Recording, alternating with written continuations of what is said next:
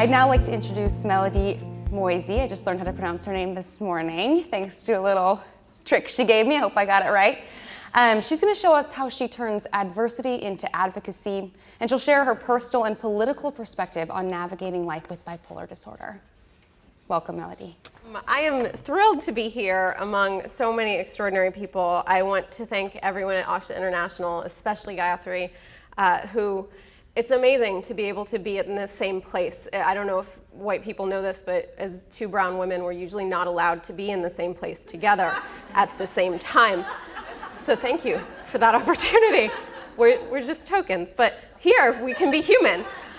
So thank you, and thank you to all the extraordinary speakers. Ebony, that was beautiful. I'm thrilled to have heard it, and I just ruined my mic, but thank you.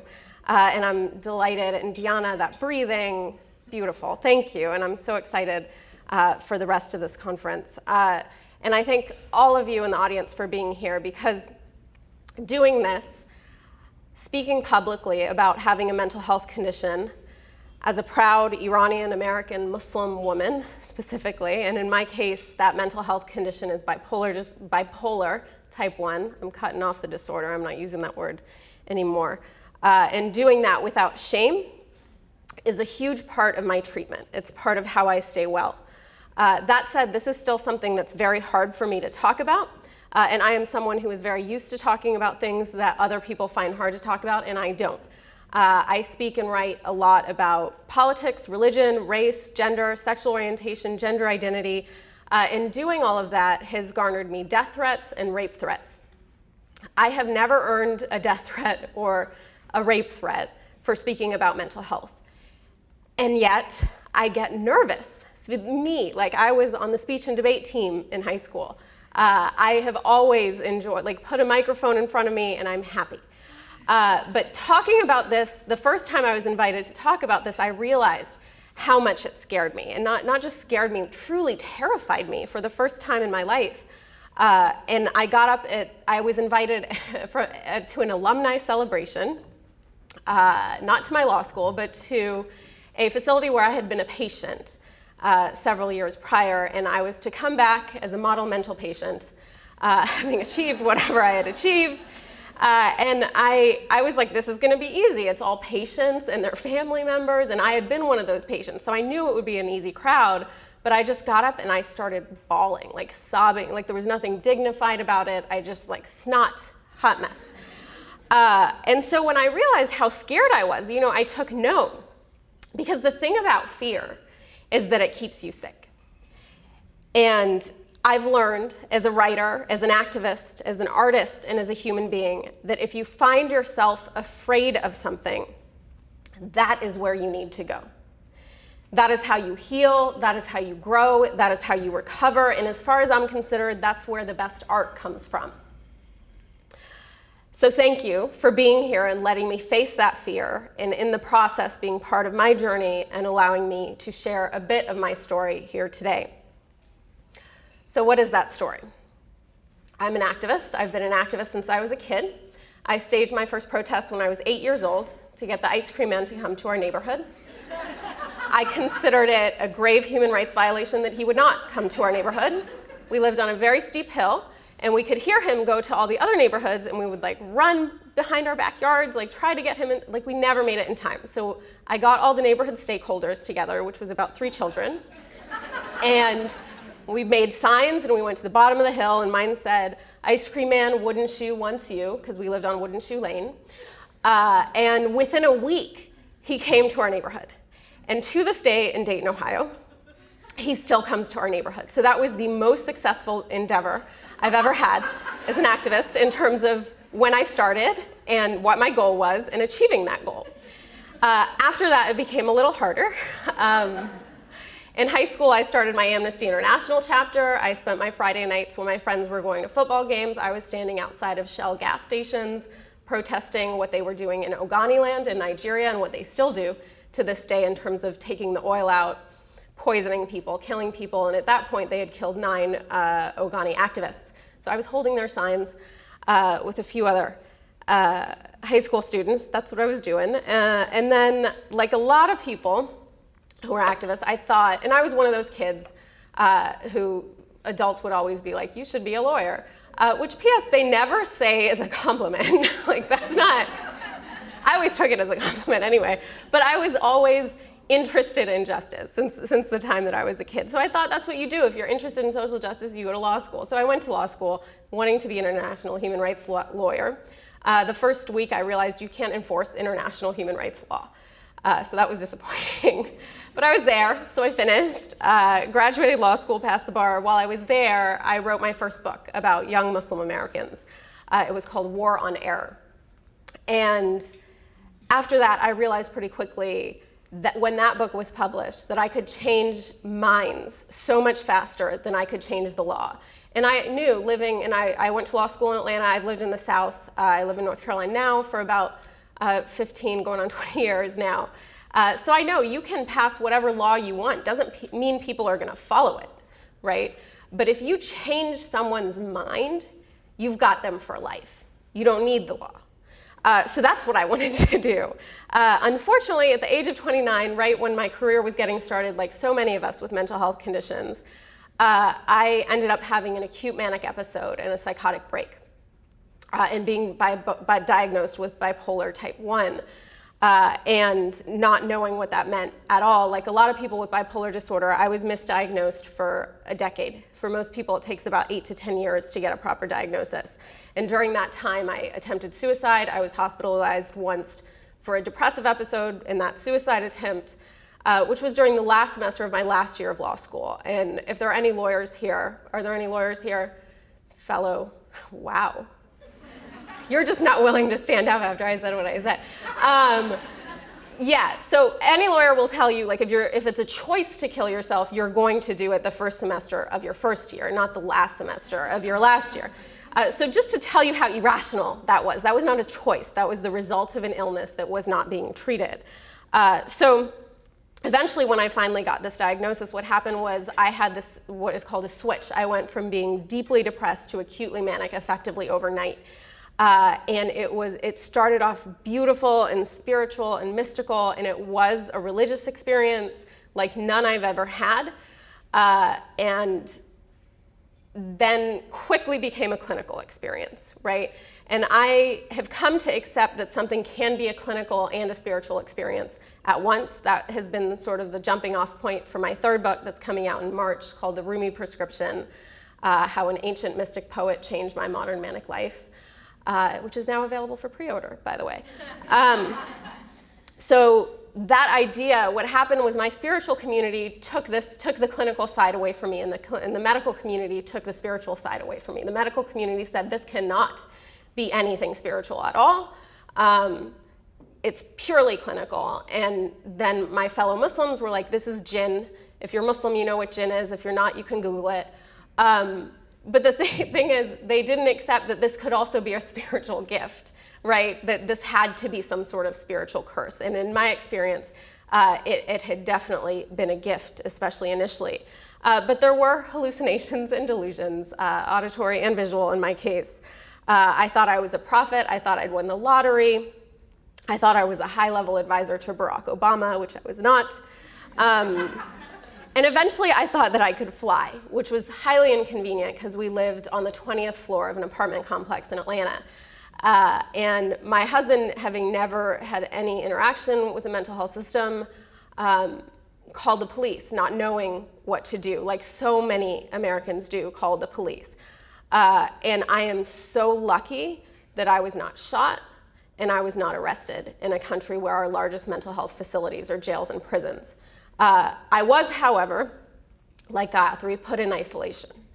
And I think those of us who've been in what they euphemistically call isolation or seclusion, but is solitary confinement, which it should be noted, in this country we use more than any other country on the planet, and that we use it for both treatment and for punishment. Despite the fact that it has proven ineffective at both and in fact counterproductive, it actually induces symptoms of mental health conditions in people who don't already have them. In my book, in my second book, Haldol and Hyacinths, which is available for sale back there, I compare it to using laxatives to treat diarrhea, which is exactly what it is. So I went through that experience, and in this book, in the third book that will be out in March, there's a poem by Rumi where he says, is there anyone who speaks Farsi? God, I'm just going to keep asking questions. No one's going to. If there is, so zar talab gashti khud avval zar budi. Yani, meaning you went out in search of gold far and wide, but all along you were gold on the inside. That was what the manic episode allowed me to see, that gold inside. And once you become aware of that you are part of something bigger and that it's within you, no one can take that away. And I was really blessed to have had that experience. But the isolation was incredibly traumatizing to the point that I still have nightmares about it. And that was 10 years ago, more than 10 years ago now. The last time I had a nightmare, woke up screaming, was 2 weeks ago.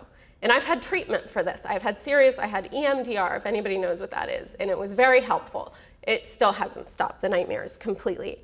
But even harder than that isolation was the fact that in these facilities, I was told to lower my expectations for my life by trained mental health professionals. And this is me talking to all of you who are trained mental health professionals. Don't do this. Don't do this to people. Because I'm sitting in a chair across from a woman who has never met me before in her life, has some sort of file in her hand, God knows if it's even mine, and looks at me, having never met me, and says, you need to lower your expectations for your life. And at this point in my life, I had graduated law school, I had passed the bar, I had earned a master's in public health from one of the top universities in the country. I was already a longtime activist. I had published my first book. I was living in Georgia at the time. I had won a Georgia Author of the Year award that year for that book while I was in the hospital. And in this facility, I got my medical records to write my second book about this. And over and over, they had written, patient has delusions that she's an author and a lawyer. Yeah. So who is the crazy one in this scenario, right? Like, your job is to help me distinguish delusion from reality, and you can't even know what my reality is. You can't Google me to find out, let alone ask my family that's really deeply involved in my treatment. Maybe she is these things. They couldn't believe I could have accomplished the things I already had, right? They thought that was impossible. And P.S., like, I had no proper diagnosis. I was being given medication that actually made things worse for me in some cases. And still I managed to do all of that. So now that I have a proper diagnosis, you've told me there's treatment for this, of course I can do more. So when this woman, who was easily twice my age, told me you need to lower your expectations for your life, I looked at her in the most fragile state of my life and I said, girl, raise yours.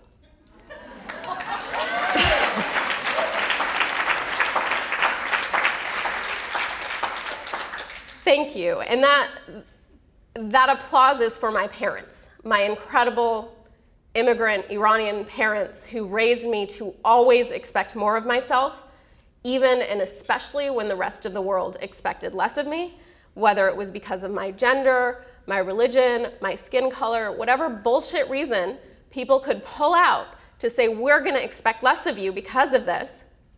Ever since I was a kid, because of my parents, I've always been able to identify it as a bullshit reason. So when she said this, I thought, this is yet another reason that people will expect less of me because I have a mental health condition. And I knew it was garbage, right?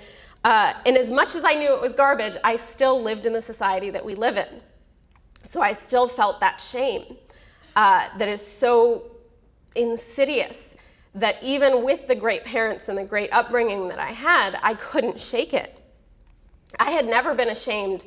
I was born in 1979, the year of the so-called Islamic Revolution.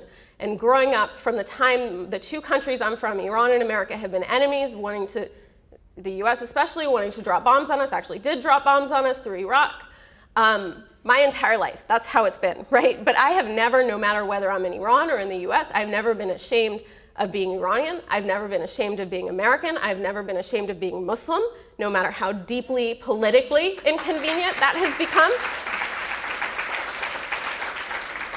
And I should also say, I had a pancreatic tumor that nearly killed me when I was 20. I was never ashamed of my pancreatic tumor either. Worth noting, right? But suddenly, for the first time, the people around me, even my parents, were telling me not to be ashamed, but to be quiet.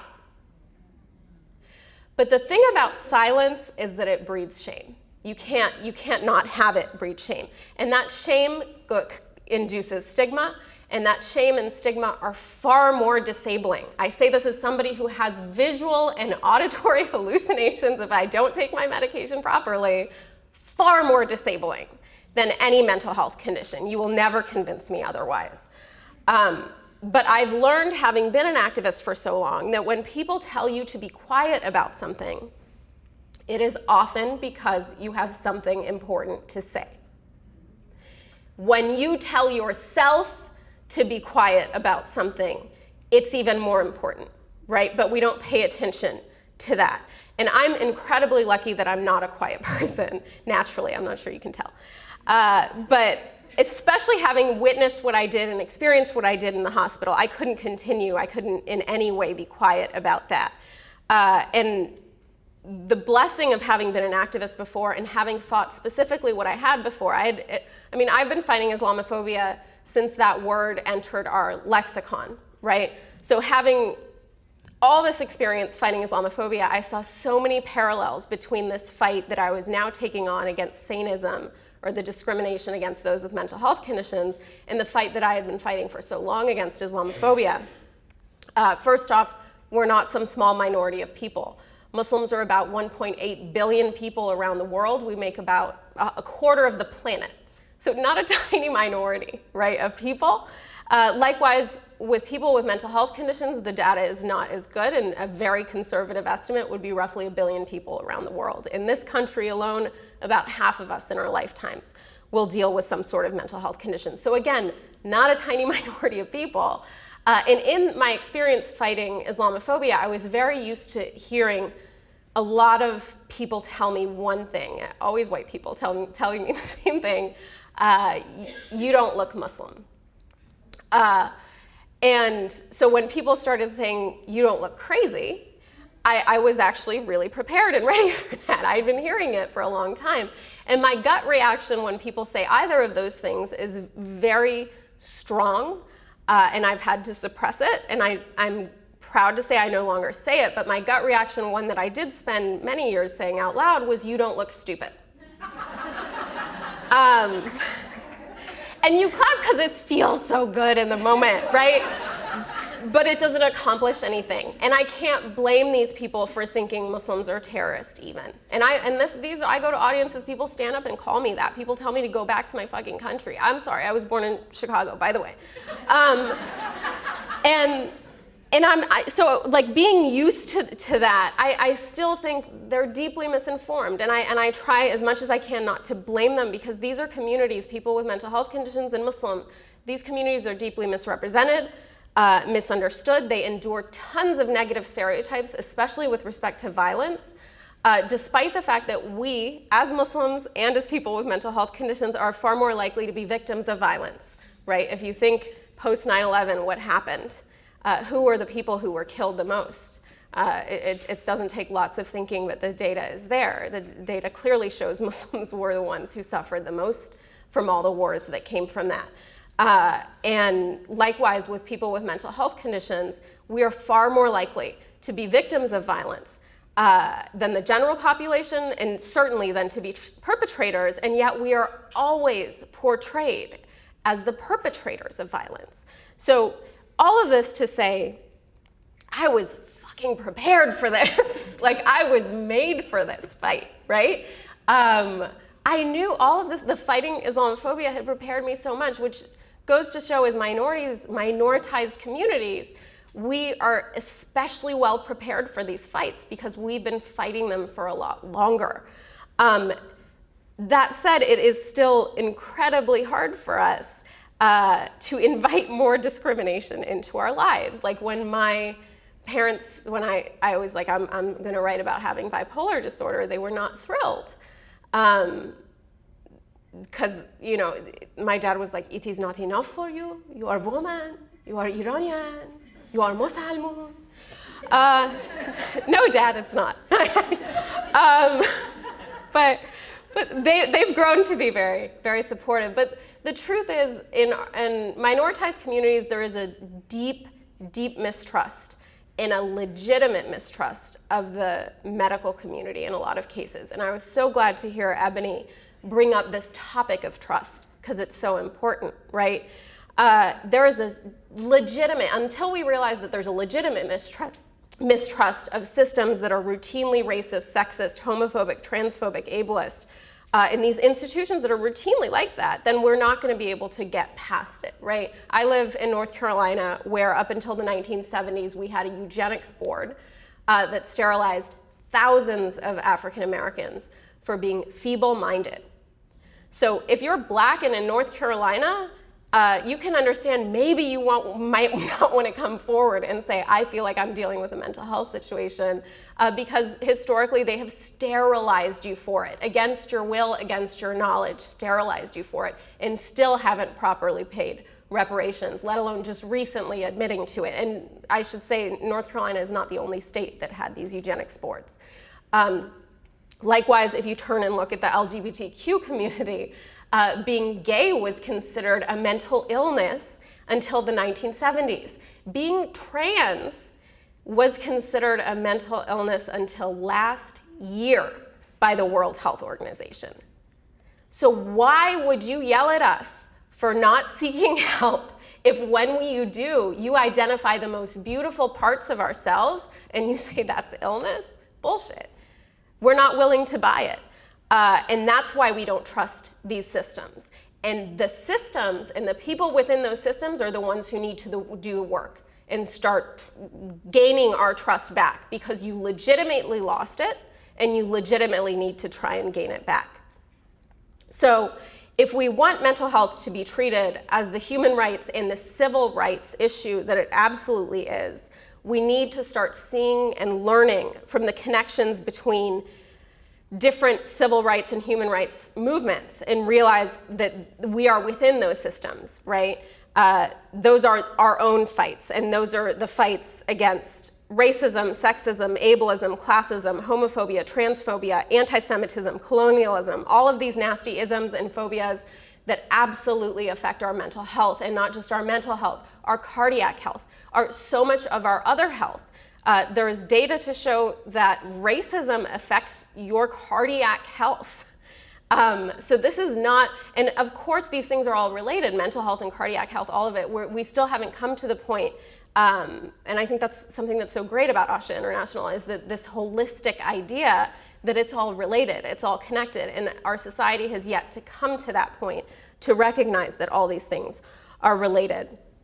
And examples of that, I bring up the LGBTQ community, partly because I think there is no movement that has taught us this better, that sharing your story matters, coming out, being public matters. It changes minds, it changes lives, and it saves lives in communities where we have higher rates of suicide, right? It makes people less ashamed to be who they authentically are, and in fact proud, as they should be. And it helps us when we learn from these different movements, when we see these connections, we're able to see, for example, the real connections between the criminalization of mental health conditions in the world we live in where, as I mentioned, our largest mental health facilities are jails and prisons, and the criminalization of blackness and brownness in this country, where more Black men are currently in the criminal justice system, that's in jail, in prison, or on parole, than were enslaved in 1850. So it's not unrelated that over the last 4 years, roughly a quarter of those, and that's a very conservative estimate, some estimates are as high as 50%, a quarter of those killed by police were people in mental health crisis. So not also a coincidence that over the last 4 years, about a quarter of those who were killed by police have been Black in this country. Point being, race is a mental health issue. Mental health is a race issue. We need to stop treating them like they are two separate issues, because they are not, and because we will not, thank you. We will never be able to fight these struggles effectively in isolation. We have to start fighting them together. And the last thing I want to say is, in this fight, in fighting them together, we also have to start recognizing that those of us with mental health conditions, our minds are allies in this fight. And the last thing I want to do is romanticize the condition I have. I told you I'm trying not to use the word disorder anymore because I consider it, in my case, bipolar, more of a reality. I mean, like not a disorder, a situation, a syndrome even, because that's not all it is, right? And I think we need to start accepting that if there's something, when your mind works differently, if there is something, whether it's bipolar disorder or schizophrenia or schizoaffective disorder or autism or dyslexia or depression or whatever it is that makes your mind work differently, there is something beautiful and something valuable about that, because as much as we may have problems that other people do not have, we are able to see solutions where other people cannot see them. And that is worth celebrating. Absolutely, I have 5 minutes left. So it is worth celebrating because working together we can make those solutions realities. And I think it's high time that we stop relying on ordinary minds to solve extraordinary problems. Like so many of you, I assume in this room, I have been so moved by the global climate movement led by young people right now. Greta Thunberg, I'm sure a lot of you have seen her on television speaking, this teenage girl who may well save the planet, has Asperger's syndrome, has dealt with severe depression, including selective mutism, has an extraordinary mind that has allowed her tenacity, certainly related to her Asperger's syndrome, right? So you want to call this a disability, go ahead. But if you want to solve a big problem like climate change, no offense to all of you who have ordinary minds, but you're not going to solve this. You're not. You have to come to us. You have to come to people who have minds that work differently. If you have a big problem, then we're going to solve it. So don't you dare put us in a chair and tell us to lower our expectations for our life, because we are not broken. We are brave, we are brilliant, we are beautiful, and we are blessed. And don't ever let anybody for a second tell you any different. Thank you.